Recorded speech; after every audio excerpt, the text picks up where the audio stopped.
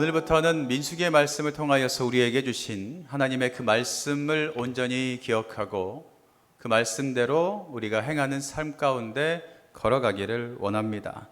여러분, 민수기는 모세의 오경 가운데 네 번째 되는 책입니다. 그리고 책 제목의 뜻이 무엇이냐면 백성들의 인구를 세다라는 뜻을 담고 있습니다. 다시 말해서 출애굽한 이스라엘 백성들이 가나안 땅에 들어가기에 앞서서 광야에서 몇 년 동안 하나님께 훈련을 받아요. 40년 동안 훈련을 받습니다. 그 40년 동안의 훈련 과정을 적어 놓은 것을 민수기다라고 이야기할 수가 있습니다. 우리들도 동일하게 지금 살아가고 있는 인생길이 혹여나 광야와 같을 수도 있습니다. 그 광야와 같은 길에서 우리에게 필요한 훈련의 그 말씀이 무엇인지를 우리 주님께서는 우리에게 말씀하여 주시고, 우리가 그 훈련을 마치고 난 다음 가나안 땅에 어떠한 모습으로 들어가야 되는지를 우리 주님께서는 민수기의 말씀을 통해서 우리에게 허락하여 주신다라는 것입니다. 과연 우리는 이 광야와 같은 인생길을 걸어가면서 어떠한 모습으로 살아가고 있는지를 말씀을 통하여서 비추어 보는 그 은혜가 있기를 간절히 바랍니다. 오늘 본문 말씀을 보면 하나님께서 모세에게 명령하십니다. 그리고 그 명령대로 모세는 이스라엘을 12지파의 인구를 조사하게 됩니다. 그리고 그들 진영을 어떻게 배치할지에 대해서 설명을 하고 있습니다. 하나님께서는요, 이스라엘 백성들을 4개의 군대 조직으로 편성하게 하셨고요, 각 지파의 인구와 역량에 맞추어서 진영을 배치하고 행군 순서까지 모든 것들을 다 정하시는 것을 볼 수가 있습니다. 모세에게 명령하신 것, 지파별로 인구의 수를 먼저 세라라고 말씀하셨다라는 것입니다. 인구의 수를 먼저 셌다라는 것은요, 이제부터 본격적으로 하나님께서 함께 하시는 그 전쟁이 시작된다라는 것을 의미하고 있습니다. 여러분, 전쟁이 시작되면 어떻습니까? 안 그래도 이스라엘 백성들은 광야의 삶을 살아가고 있어요. 매일매일 보이지 않는 그 머나먼 길을 걸어가고 있습니다. 먹고 사는 것도 너무나 힘들고 잠자는 것도 어렵고 어떻게 살아야 되는지 막막한 그 현실 가운데 살아가고 있는데, 전쟁이 시작된다면 아마 이스라엘 백성들의 삶은 더 강팍해지고 어려워지는 것은 당연하다라는 것입니다. 분명히 그들은 하나님의 말씀을 듣고 믿고 출애굽을 했습니다. 그러면 그들의 삶 가운데 무엇이 기다려야 되겠어요? 장밋빛 인생이 기다려야 되는 것 아닙니까? 많은 사람들이 생각할 거예요. 야, 내가 지금까지 종으로 살았는데 하나님께서 건져주신다니, 그래 내가 건진받으면 얼마나 자유롭고 얼마나 복된 삶을 살 수 있을까 기대하면서 그들은 나왔을 겁니다. 그런데 지금 자신들의 현실은 광야이고요, 앞으로 그 광야에서 더 힘든 전투가 벌어진다라고 말씀을 하십니다.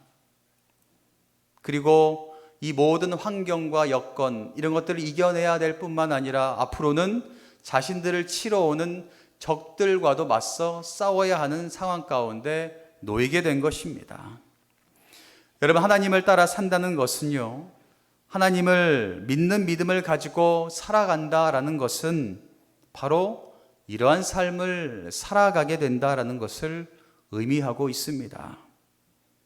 우리는 이 세상의 환경과 이 세상의 모든 문제들과도 싸워야 하지만, 때로는 우리를 공격해오는 적들과도 싸워야 하는 것이 바로 신앙생활이다라고 이야기할 수가 있습니다. 우리가 가지고 있는 한 가지 편견이 있는데, 그것이 무엇이냐면, 신앙생활을 하면, 교회에 가면 모든 것들이 다 변하는 줄 압니다. 당장 내 삶 가운데 주님께서 물질을 부어주시는 줄 알아요. 그리고 모든 것들이 다 형통하게 될 줄 압니다. 건강의 복도 일어날 줄 알아요.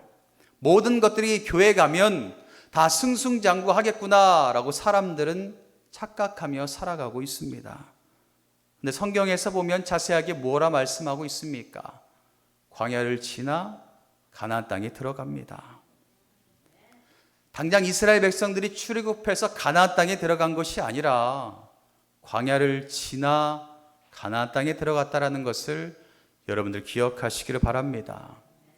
우리도 주님께서 분명하게 가나안 땅을 약속하셨습니다. 그 가나안 땅을 들어가려면 어디를 지나가야 된다고요? 광야를 지나가야 된다라는 것입니다. 지금 우리가 어디를 지나고 있어요? 광야를 지나고 있습니다. 그것을 여러분들 꼭 기억하시기를 바랍니다. 그렇기에 우리가 신앙생활을 하다 보면, 그리고 그 신앙생활 가운데 승리하기 위해서는 신경 써야 할 것도 많고 싸워야 할 것도 너무나 많아 보입니다.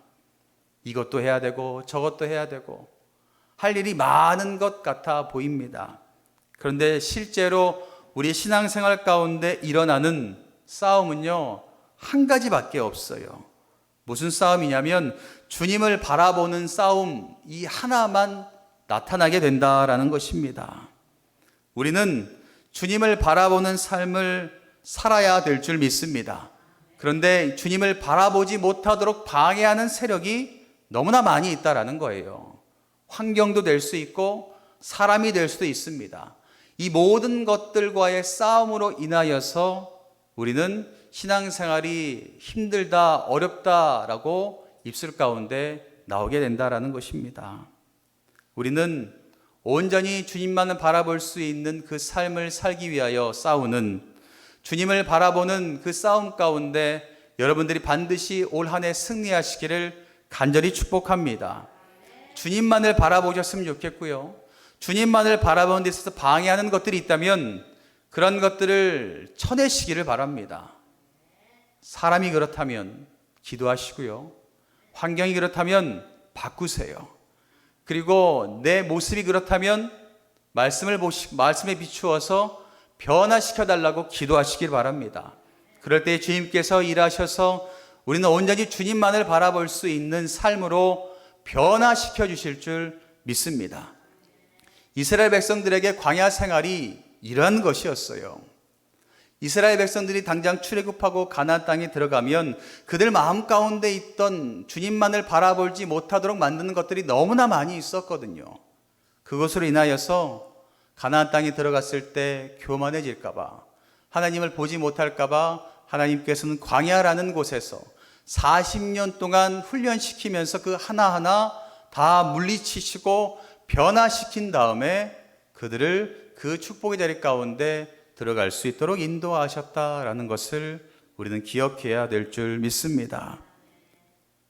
그렇게 그 광야와 같은 인생길에서 이스라엘 백성들에게 주님께서 한 가지를 당부하세요. 이제 광야가 시작되는데 이 시작되는 가운데 너희들이 가장 중요하게 여겨야 되는 것이 있다. 그것이 뭐냐면 라고 말씀하시면서 오늘 그들에게 말씀하시고 있고 우리에게 동일하게 말씀하고 있습니다. 2024년을 시작하면서 주님께서 우리에게 약속하신 그 약속이 오늘 말씀 가운데 있다라는 겁니다. 2절 말씀에 보면 이렇게 주님께서 명령하세요. 이스라엘 자손은 각각 자기의 진영의 군기와 자기의 조상의 가문의 기호 곁에 진을 치되 회막을 향하여 사방으로 치라라고 말씀하고 있습니다. 이 말씀 가운데 핵심의 단어가 뭐냐면 진을 치되 회막을 향하여 라는 것입니다. 여러분, 이 말씀이 우리가 살아야 하는 믿음의 삶의 원칙으로 삼아야 하는 것이 무엇인지를 분명하게 말씀해 주고 있습니다. 우리가 신앙생활 할 때에 원칙으로 삼아야 되는 것은 바로 이것이다. 그것이 무엇이냐면 진을 치되 회막을 향하여 치라라는 그 말씀을 우리에게 허락하고 있다라는 것입니다. 여러분, 광야라는 곳은 어떤 곳이에요? 주위를 둘러보면 보호할 것이 아무것도 없습니다. 사막 아닙니까? 그 뚫려있는 사막에서 자신들을 치러 오는, 공격해오는 적들에 잘 대응하기 위해서는 어떻게 하겠어요? 성막을 향해서 진을 치는 것이 아니라 하나님께서 늘 그 삶 가운데 성막을 치라고 하셨기에 그들은 성막을 쳤고, 하나님께서 성막 중심으로 진을 치라고 해서 이제 진을 치는데, 인간적으로 생각해 보면 적들이 쳐들어오는데 어떻게 성막을 바라보면서 진을 치겠습니까? 인간적인 생각으론 성막을 등지고 적을 바라보면서 사방으로 진을 치는 것이 자신들의 안전을 지킬 수 있고 공격해오는 적들을 잘 방어할 수 있다라고 사람들은 생각할 겁니다. 그런데 하나님께서는 우리의 생각과는 정반대의 말씀을 하세요. 외부를 향하여 진을 치는 것이 아니라, 외부를 바라보면서 사방으로 동서남북 진을 치는 것이 아니라 회막을 바라보면서 동서남북 진을 쳐라라고 말씀하여 주셨습니다. 여러분, 그림을 보면 이렇게 진을 쳤거든요. 회막을 중심으로 이들이 회막을 바라보면서 저 밖을 등을 지고 적이 누가 오는지 보이지도 않아요. 오직 이들은 동서남북 나누어서 12지파가 주님만을 바라보면서 진을 치게 됩니다. 이 진영의 중심에는 회막이 있었고 동서남북 이들이 치게 되죠. 회막이 이들의 삶 가운데 중심에 있었다는 것은 하나님이 모든 것들의 중심이 되시고 주님께서 인도하신다라는 뜻을 가지고 있습니다. 이러한 배치가 사람의 눈으로 보았을 때 전쟁을 할 때에 얼마나 비효율적이겠습니까? 그리고 승리를 장담할 수가 없습니다. 그러나 분명한 것은요, 하나님께서 임재하시고 하나님께서 일하시면 이스라엘은 반드시 승리한다라는 것을 누구보다 잘 알고 있습니다. 왜냐하면 그들이 출애굽할 때 다 하나님께서 인도하시지 않았습니까? 홍해도 갈라주시고 하나님께서 늘 불기둥 구름기둥으로 인도해 주시면서 하나님의 손길 가운데 안 되는 것이 없고 다 된다라는 것을 이스라엘 백성들은 손수 다 경험했습니다. 그래서 그들은 하나님의 명령대로 하나님의 성막 가운데 진을 치며 광야 생활을 시작하게 되었다라는 것입니다. 또한 하나님께서 이렇게 동서남북 세 지파씩 4개로 나눈 이유가 무엇이냐면 각 지파가 서로 연합하여서 협력해야 된다라고 말씀하여 주신 것입니다. 잘못하면 어떻게 될 수도 있어요? 파벌이 될 수도 있어요. 우리끼리 될 수도 있습니다. 그런데 어떻게 하고 있어요? 지금 모든 사람들이 하나님만 바라보고 있어요. 동쪽에서도 하나님만, 서쪽에서도 하나님만, 남쪽에서도 북쪽에서도 하나님만 바라보고 있습니다. 하나님만 바라보고 있으니 어떤 은혜가 있겠어요? 하나님의 뜻을 깨닫게 되고 하나님의 영광만을 위해서 살게 되고, 그러니 이들이 서로 협력하여 선을 이룰 수밖에 없게 된다라는 것입니다. 사랑하는 성도 여러분, 우리들도 오직 하나님만을 바라보시기를 주님의 이름으로 간절히 축복합니다.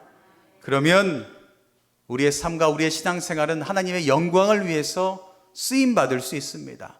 그리고 우리는 협력하여 선을 이루는 것이 당연하다라는 것을 깨달을 수 있게 된다라는 것입니다. 사랑하는 성도 여러분, 성경에서 말하는 성막, 회막을 향하여 진을 치다라는 것은요, 우리의 삶이 항상 주님을 바라보는 삶이 되어야 된다라는 것을 우리에게 말씀하여 주시는 것입니다. 온 백성이 다 마음을 모아서 주님을 바라보는 것, 그것이 광야를 걸으며 전쟁을 이길 수 있는 방법이다라고 말씀하여 주고 계시는 것입니다. 우리들도 이러한 주의 말씀을 마음밭에 새기고 항상 주님만을 바라보시며 살아가시기를 간절히 축복합니다. 그렇게 하나님 중심의 삶은 하나님을 생각하며 사는 것이다라고 이야기할 수 있어요. 하나님이 내 삶 가운데 중심, 하나님만을 바라보며 살아간다라는 것은요, 하나님을 늘 생각하며 사는 삶 아니겠습니까? 코람데오라는 뜻 우리가 많이 들어봤죠. 하나님 앞에서 하나님과 동행하며 라는 뜻을 가지고 있어요. 하나님 중심의 삶은, 하나님만을 바라보는 삶은 다른 것이 아니라 하나님과 늘 동행하며 하나님만 생각하며 사는 것, 그 삶을 의미합니다. 그렇게 하나님만을 바라보면서 살아가는 사람의 삶에는 뭐가 나타나게 돼요? 거룩함이 나타나게 됩니다. 왜냐하면 데살로니가 4장 3절에 말하고 있어요. 하나님의 뜻은 이것이니 너희의 거룩함이라 라고 말씀하고 있습니다. 하나님의 뜻은 우리가 거룩해지는 겁니다. 하나님께서 원하시는 것은요, 우리 모두가 거룩함을 입는 것입니다. 그 거룩함을 입기 위해서 필요한 것은 하나님만을 바라보는 것이고 하나님만을 생각하는 것이고 하나님과 늘 동행하며 사는 것입니다. 그렇게 할 때에 우리는 자연스럽게 거룩해질 수 있게 된다라는 것입니다. 그 거룩의 삶이 여러분들에게 나타나기를 간절히 축복합니다. 우리 주님께서 말씀하신 대로 죄를 멀리하고 하나님의 말씀을 가까이 할 때에 우리는 거룩한 삶을 살아갈 수 있습니다. 여러분, 다윗과 골리앗 싸움 가운데 어떤 고백이 있었는지 알죠? 인간의 눈으로 볼 때에 다윗이 어떻게 골리앗을 이길 수 있습니까? 그러나 우리가 결론을 아는 것처럼 다윗이 골리앗을 이겼습니다. 어떻게 이겼냐면 사무엘상 17장 45절에 다윗이 이러한 고백을 해요. 나는 만군의 여호와의 이름으로 싸운다라고 고백을 합니다. 다윗은요, 어떤 상황과 환경 속에서도 이렇게 고백했어요. 나는 만군의 여호와 이름으로 싸운다라는 고백을 했습니다. 왜 이렇게 얘기할 수 있었냐면 다윗은 늘 하나님만 바라보는 삶을 살았습니다. 늘 하나님과 동행하는 삶을 살았어요. 그래서 누구보다 하나님께서 주신 거룩함을 입었던 사람이었어요. 그리고 누구보다 하나님께서 일하신다는 것을 깨달았던 사람이었어요. 그러니 광야 같은 인생을 살아갈 때에 두려움이 없었습니다. 하나님이 함께 하시는데 무엇이 두렵냐? 하나님이 함께 하시면 무조건 이길 수 있다, 승리할 수 있다라는 고백이 있었습니다. 그래서 다윗은 어떤 상황과 환경 속에서도 이렇게 고백할 수 있었어요. 만군의 여호와의 이름으로 라는 고백을 할 수 있었다라는 것입니다. 사랑하는 성도 여러분, 올 한 해 우리의 모든 시선이 주님에게 향하기를 간절히 축복합니다. 우리 앞뒤 옆 사람과 인사할까요? 주님만을 바라봅시다. 주님만을 바라보시기를 간절히 바랍니다. 내 등 뒤에서 적들이 쳐들어오는 소리가 들릴지라도, 내 등 뒤에서 나를 치려고 하는 사람들의 소리가 들릴지라도, 내 삶이 고단하고 힘들고 어려울지라도, 목마르고 어디로 가야 될지 막막해질지라도, 광야같이 정말 아무것도 없는 상황에 놓일지라도 우리는 시선을 주님에게만 향해야 될 줄 믿습니다. 그러면 주님께서 반드시 승리하게 하여 주신다라는 것입니다. 주님이 하셔야 돼요. 내가 하는 게 아니라 주님이 하셔야 됩니다.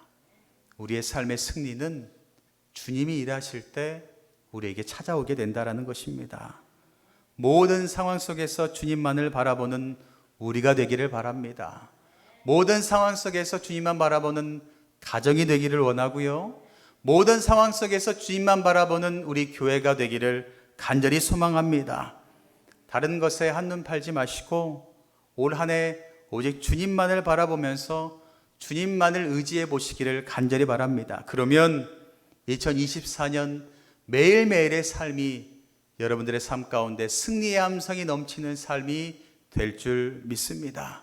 한 주간도 주님만을 바라보시면서 말씀 가운데 살아감으로 말미암아 거룩의 옷을 입고 승리의 삶을 살아가시는 모든 분들 되시기를 주님의 이름으로 간절히 축원합니다.